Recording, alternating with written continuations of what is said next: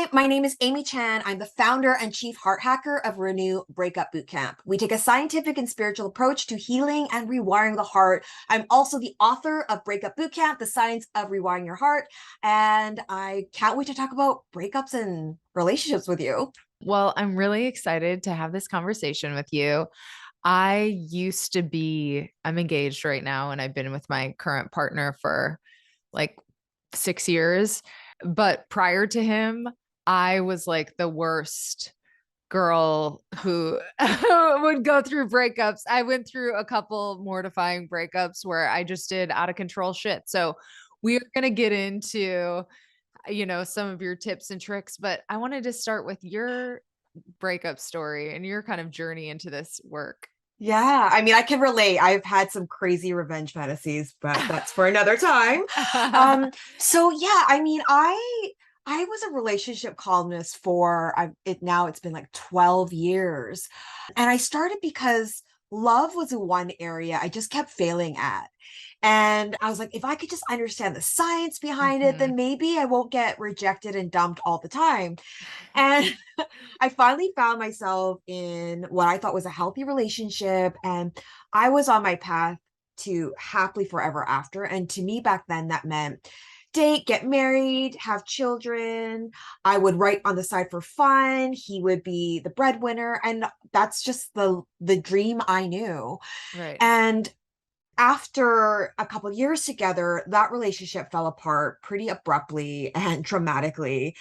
And I had based so much of my identity in him and us that without that, I just had no idea who I was. And I Mhm. broke. I completely broke.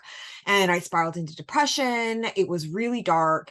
And as I climbed out of that and I tried everything to heal, and it took me a good while of time, I realized that I was just a few decisions away from doing something completely destructive.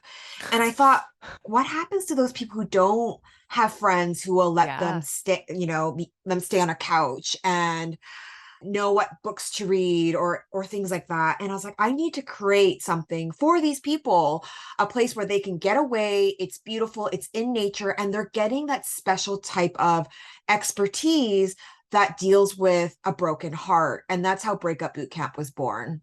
I love the idea of breakup boot camp. That's why I wanted to talk to you because I was like, this is genius. When you're like doing destructive things and like or continuing contact with this person or just like in a bad place a post breakup, that's exactly what you need is just to totally break out of your patterns Yeah. and figure out like your identity again. Yeah. Yeah. So what does breakup boot camp consist of? Yeah. So we took a scientific and spiritual approach to healing the heart, and we bring in a team of experts. There's 10 of us from psychologists, behavioral scientists, sex therapists. We even bring in a dominatrix who has a PhD from Berkeley who teaches on the psychology of power dynamics. Because I'd say the common thing everyone who comes to Breakup Bootcamp has is they're typically pretty empowered in other parts of their life, their career or their friend groups, but when it comes to their relationship while they were in it or afterwards, they're completely disempowered. And so we really dig into what is the psychology behind why these things happen and how can we start shifting those things? And people come because they're like, I'm here to get over my ex, but they find out at the end it's never just about the ex, it's recycled pain. And there's Mhm. typically a lot of patterns from codependency to love addiction to anxious attachment that have been kicking around for decades before this person. So we focus our programming on what are those patterns and those beliefs and shifting those so that they don't just repeat the same emotional experience just with someone else. Yeah, totally. I mean, I think that breaking out of those patterns is why I was able to get into a relationship that actually lasted, but it took me like several breakups of being like, "Oh, I'm doing this again. Oh, I'm doing this again." And then finally being like, "No, I'm doing this thing. I'm going to stop doing it." So, yeah, I mean, you mentioned recycled trauma. Like, what do you learn from doing this work? I mean, it's like childhood shit a lot of the time, right? For sure. And I think the one thing I have people take a look at is we have them actually map out the data of their past relationships. So they actually have like a worksheet and they have to look at the last three people they were romantically involved with. And some of these aren't even real relationships, they're situationships, those Right. off and on things you don't really know where you stand that can sometimes go on for years. They just put in data points from how did they look, what were their personality traits, what were the main emotions that kept coming up, and then they look for the patterns. And when you look at the emotional experience, there's typically a few that are across the board. So maybe one is anxiety, maybe one is resentment. And if you look at the emotional experience that's repeating, that's the key data, right? Because a lot of the times people are confused. Like I know for me in my 20s I only dated DJs, and then in my 30s I only dated tech entrepreneurs. I was like, oh, there's no pattern here. But I was constantly like pining for their time, editing myself to be perfect, hoping they would choose me out of everyone else. And so the emotional experience was the same, even though they looked totally different, they had Mhm. totally different professions. And so that's where we can start understanding, well, what is the actual pattern? Where did it come from? And what are actionable steps you can do to start shifting them? Yeah. One of the things that I learned when I was trying to put myself back together was about attachment styles Mm. and how that plays in. And even though I grew up in my parents were still together, in some ways I didn't see conflict modeled a lot. And I, Wow. wound up, I think for definitely a period of my life being very anxiously attached. Can you kind of speak to how that plays into how you Yeah. act post breakup? Yeah, yeah. So attachment theory explains that by the age of around 2 years old, we develop an attachment system which will pretty much determine how we relate romantically as adults. So the attachment style that we have with our primary caregiver then transfers onto our romantic partner when we're older. And there's three main types. There's secure, meaning they're not afraid of intimacy, they're also not codependent, they can move through conflict, and they report the highest levels of satisfaction and connection in their relationships. Then there's avoidant attachment style who they have a deep fear that intimacy and when someone gets a bit too close, it's going to take away their freedom and their autonomy. Often this comes from children who had a parent who was very smothering, controlling, or actually just didn't meet their needs at all. And so the child Mhm. learns at a very young age, pre-verbal, that, oh, I'm not going to get my needs met anyway. I better completely get it on my own. So they grow up kind of being like these islands, fiercely independent. And then there's anxious attach, which is what I am also veer under. They fear abandonment and rejection. So they're hypersensitive to any cues that the connection might be at stake. And they typically had a primary caregiver that was inconsistent. So maybe they didn't read the cues properly. And sometimes they came and rushed to the child when the child was crying. Sometimes they didn't. So that baby who is very, dependent on their caregiver, it becomes a matter of life or death. Am I going to get the needs I need or am I not? And so they grow up and they're just hyper vigilant because to them, it's a matter of survival. Now, avoidant or anxious, they're two different sides of the same coin because I've noticed some of the literature kind of almost vilifies avoidance, like there are these jerks and Right. like they don't care, but really they didn't choose their attachment system. It's really about how safe we are with intimacy. And so unfortunately, with breakups, anxiously attached because they tend to put a lot more of their identity and they need a lot more validation from their partners to feel safe. They get it the worst. So I would say at my breakup boot camps, it's probably 80 to 85% are veering anxiously attached. That does make sense. Yeah. Okay. So if you're, especially to the anxiously attached folks, and you're going through this and you're like acting insane in ways that you would normally be very embarrassed about, or just feeling insane, like what are some of your tips for working through the pain and also just like not sabotaging yourself? Yeah, I get this whole feeling I'm crazy. I used to think that. And I think the very first thing is to understand what's going on with the brain. So they've done fMRI scans on the brains of those who are newly separated. And what they found was the part of the brain activated was the same part of a brain of a drug user feeding for their next fix. So the conclusion is that after separation, you plunge into what's called primal panic.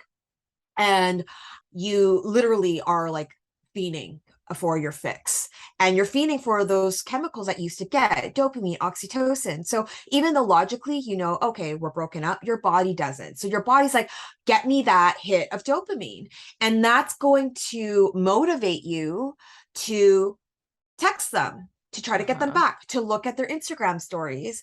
And so knowing that just helps you understand, like, oh, I'm not going crazy. My body's actually just going through this chemical withdrawal. It will take some time to recalibrate. It's not going to be this intense forever. Research shows 6 to 8 weeks is when it kind of hits its peak and starts to subside. And second, know that when you're getting that, come on, just check their Instagram or check Hmm. that new person they're dating, check their Instagram. That is your brain just saying, give me that hit of dopamine. So create a list of ways you can get these chemicals in a healthy way: exercising, being around friends, getting even a Swedish massage will release some of those chemicals. So Ooh. create that list and go down that list before you go contact your ex. Yeah. Okay. So you're saying 6 to 8 weeks, but I feel like if you are doing those things where you're still kind of in contact and in the loop, like it takes even longer than that. So, how do Yeah. you feel about the quote unquote no contact rule? I feel very strongly about it. So another thing to understand about the brain is when you're with someone, you have neural pathways that have been wired together. So whether, every time you had breakfast in the morning or those vacations to waking up with them, those are strengthening those neural pathways. And so after a breakup, if you continue to scroll down memory lane and look at their photos, or you have breakup sex, or you keep getting your emotional support from them, you're not allowing those old neural pathways to prune away. So really, if you continue this contact until you stop, your breakup recovery doesn't really start until that ends. Yeah. Okay. So, how do you cycle through to the letting go? So understand that grieving a breakup is a process which goes through different stages. And the stages mirror the stages of grief when someone's grieving the death of someone.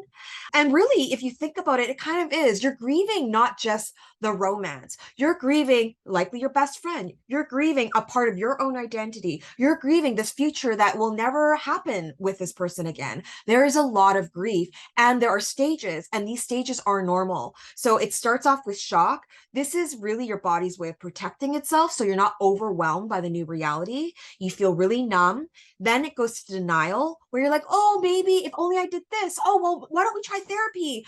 Whatever it is, you just like won't accept that it's over. The Mhm. quicker that you accept reality, then you move on to the next stages.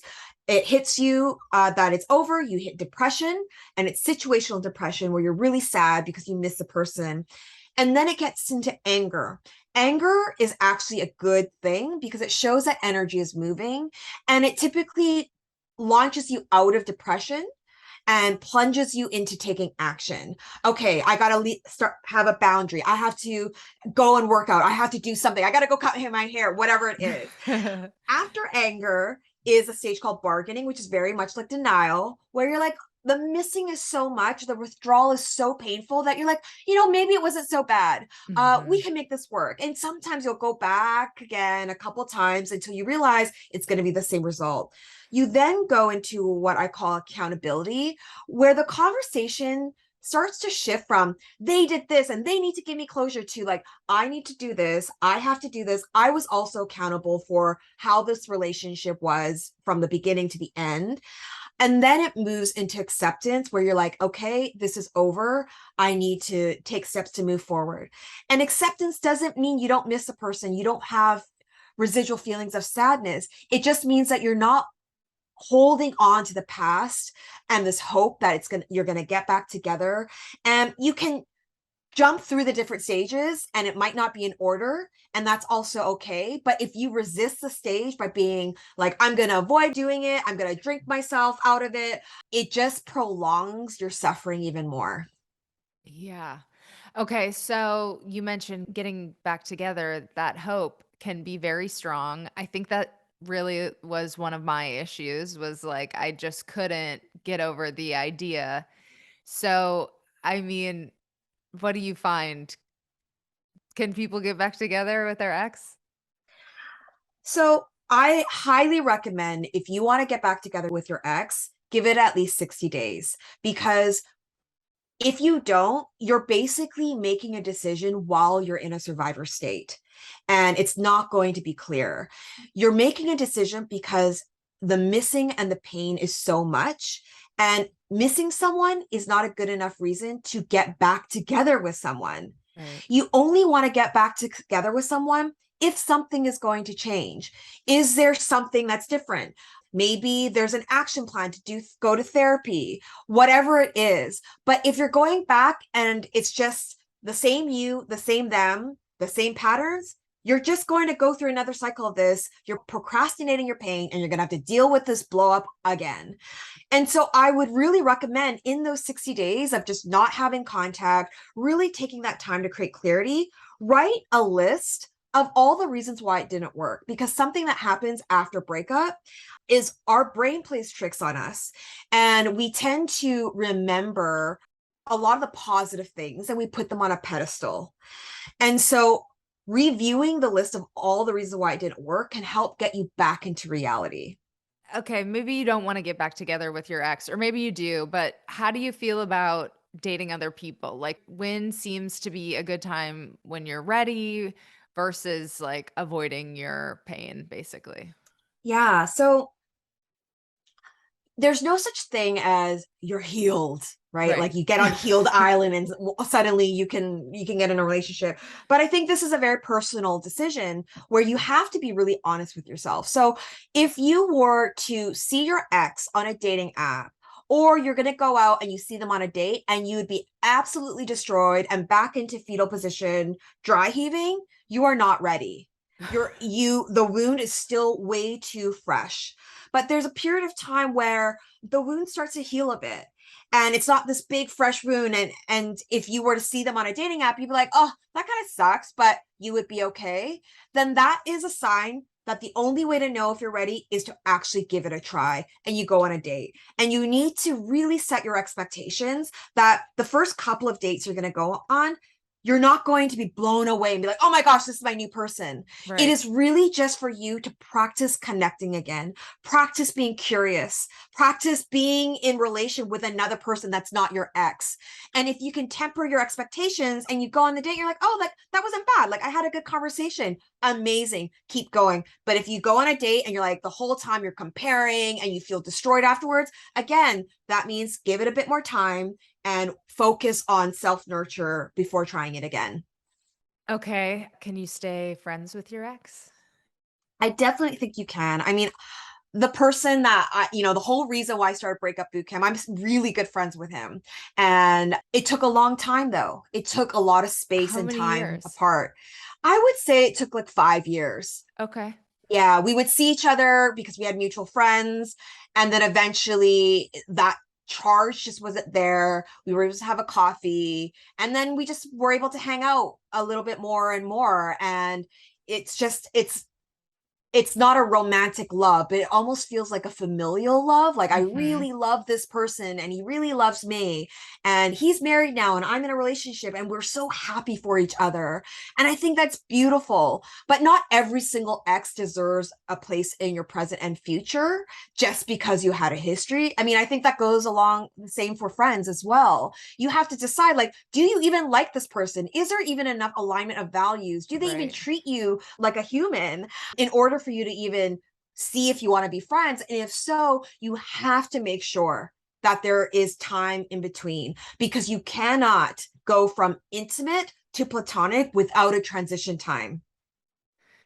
Yes. Okay. So I guess kind of lastly, what about friend breakups? I mean, sometimes those can be even more traumatic. And Yeah. have you dealt with that personally or seen it in your business or have any thoughts on that? Yes, it's definitely an area for me that I need to grow and evolve because to be honest, I haven't been great with friend breakups. A lot of the times I did the slow fade. Yeah. And then the few times I decided to be honest with the person, it really backfired in my face. And they took it really poorly. They made sure I was uninvited from group Mhm. gatherings in the future. And so I'm really torn with, well, what is the right approach? And I would say now, having done this a few times and have hurt people along the way, depending on how deep your friendship is, if it's a very close friend, I think having a conversation in person and telling them along the way, right? Like giving people an opportunity before you just hand them the memo. And I think that's what I did wrong is I just held up things. I didn't have those uncomfortable conversations Mhm. until it hit a tipping point. I'm like, I can't do this anymore. And so Mhm. what I would do differently is like let them know, like, hey, when X, draw the boundary, draw the limit, give them an opportunity. And if they just can't listen and it's just like oil and water, it's just not fitting, then have a conversation and make that conversation more about yourself versus Mhm. you did this and you don't do this. And it's like, I feel this and I feel like we've grown apart. And it's a hard conversation, I know, but I think it's necessary. Yeah. Ooh, that's okay. Great Unless you're dealing with advice. a narcissist, then don't because it's going to blow up in your face. Yes. Is there anything else you think listeners should know about breakups or your business or anything like that? Yeah. So for anyone out there who is in a breakup, or even maybe it's been years since your breakup, I'll tell you this. If you are still blaming your ex, psychoanalyzing your ex, waiting for your ex to give you closure, hoping for your ex to change, you are still in a relationship with your ex. I don't care how long it's been. It could have been years, it could have been a decade. And you're just in a relationship with someone who's not in a relationship with you. So the sooner you can shift your focus and your energy on what they're doing, what they're not doing, analyzing, pathologizing them, and focus that on you and what you need to move forward to create the life and relationship that you want, you're just going to be stuck there. Amen. Okay. Yeah.